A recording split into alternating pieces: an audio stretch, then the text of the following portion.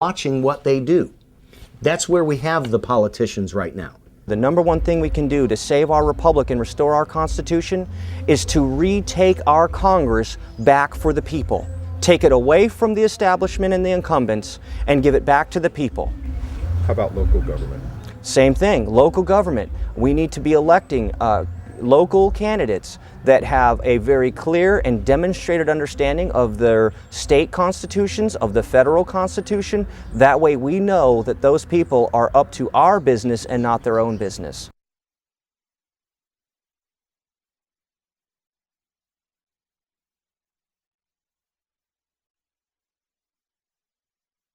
But guess what? This is a government of the people. As Tea Party protesters converged on the Capitol in Washington, D.C., stretching for several blocks from the West Lawn, hundreds of Rhode Islanders came out to the State House for a solidarity rally of their own. For those who couldn't make the national march, this was a chance to get up to the podium to voice their concerns over how the country is being run. It is our responsibility to question our government and hold it accountable to us, the citizens.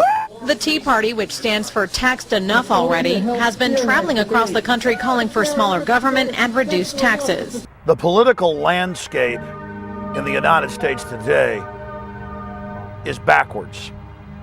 You have the federal government declaring that it is the supreme arbiter of everything that happens in the 50 states, and that it removes the tax money from the states and then returns a small portion of it with strings attached.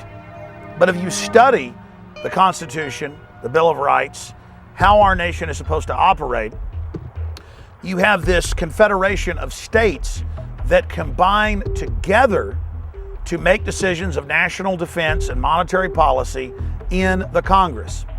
Instead, today, we have a private offshore banking cartel that seized control of the federal government and then used the federal government as a slave to carry out its unconstitutional aims upon the states. This is clearly in the 10th and 9th Amendment, that all the powers not expressly delegated to the federal government are reserved to the states or the people. If we'll continue to support our sheriffs as they support us in defending us against tyrants from Washington, D.C., we can take our country back. It's taken courage to stand and keep your oath. Sheriffs, you took an oath to uphold and defend and obey the United States Constitution. When it matters most is now. Politicians listen to one of two things: votes and money. And obviously people who are involved in this movement that are not a vested special interest and people that are, moneyed interests don't have a lot of money to buy off politicians. So what we've got to do is we've got to organize our vote. I've been working on multiple projects to do this, but at the end of the day, what we've got to do is we've got to educate people, get them awake and aware and informed. Equating lawfulness and morality can be very dangerous. So I guess the time when you have to defend yourself from the government is when the law becomes lawless. So what we're doing in Missouri is we're drawing the line in the sand, and we're saying this is our territory, that is your territory. The Constitution says that this is our right, and unless we take back what was already given to us, we're not going to get any respect from them. So be encouraged, be motivated, be engaged, and just have a part of this, because 30 years from now, somebody's going to ask you what you did during the Patriot Uprising. They're going to ask you what you did during the years of 2010, 11, and 12. And it's my prayer that you'll be able to say that you were right in the middle of it and that you had a piece of this fight. The question is, where should the American people draw their line in the sand? First of all, as a Texan, I would like to point out this is a reference to the Alamo. Colonel William Travis recognized that the outcome was hopeless, and he told the men at the Alamo that he could not, in good conscience, order them to stay and fight. And so he formally dismissed everybody and told them they were now free to leave. They no longer had any responsibility to stay and fight. But he took his saber and drew a line in the sand. And he indicated that regardless of what they did, he, William Travis, was going to stay at the Alamo and, even if necessary, single-handedly defend the fort. The line in the sand has come to be your final straw, the last outcome. Much like survival, individual survival, that is a personal issue. You know, when someone crawls through the window at 2 o'clock in the morning, you know, you can say, "Get out of my house," and they can continue walking towards you, and you can say, "Stop, I'm armed," and they can continue walking towards you. You can pull the gun out of the holster and point it at them and say, "Stop or I'll shoot." And if the person continues towards you, at some point in time, you have to decide whether or not to pull the trigger.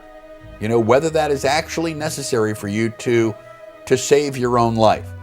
And that decision is clearly a personal decision. Everybody has a different breaking point. Everybody has a different level of tolerance to frustration and tyranny. Instead of sitting down and saying, wait a minute, what does the Constitution tell us? Security. Where do we find that word? Well, it's the only place the word security appears in the Constitution.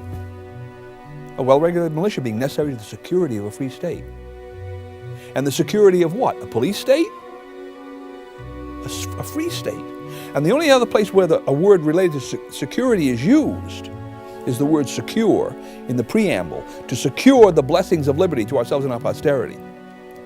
So if you think that through, if you looked at the book of instructions, if you had the brain of a kindergarten student in terms of constitutional law, you'd look at this and say, aha, whatever kind of homeland security operation we want, its goal has got to be a free state and the blessings of liberty to our people.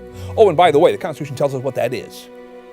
It's called the well-regulated militia, and the reason we can be secure in knowing that the well-regulated militia will secure the security of a free state and the blessings of liberty is because it is composed of whom? The people themselves. Not an elite armed force, not a group of politicians, the people themselves. Now, I just did that in how long? 20 seconds? You didn't have to go to Harvard for 3 years of law school to figure that out. Right? It's right there on the face of the document. It is my belief that liberty will be restored, that we will reestablish our constitutional republic in this country. And I sincerely hope that enough people have crossed that personal line in the sand where they will join forces with the rest of us so that a small number of us are not required to use force and use of arms. By order of the City of Pittsburgh Chief Police, I hereby declare this to be an unlawful assembly. I order all those assembled to immediately disperse. You must leave the immediate vicinity. Don't tread on us. We're not afraid. You work for us. We're not your slaves. Don't tread on us. You crossed the line. Soon you will pay for all your crimes. Don't tread on us. We're not afraid. You work for us. We're not your slaves. Don't tread on us. You crossed the line. Yeah, there's got to be basic principle. It would include everyone in principle from, let's say, 16 to 55 years of age.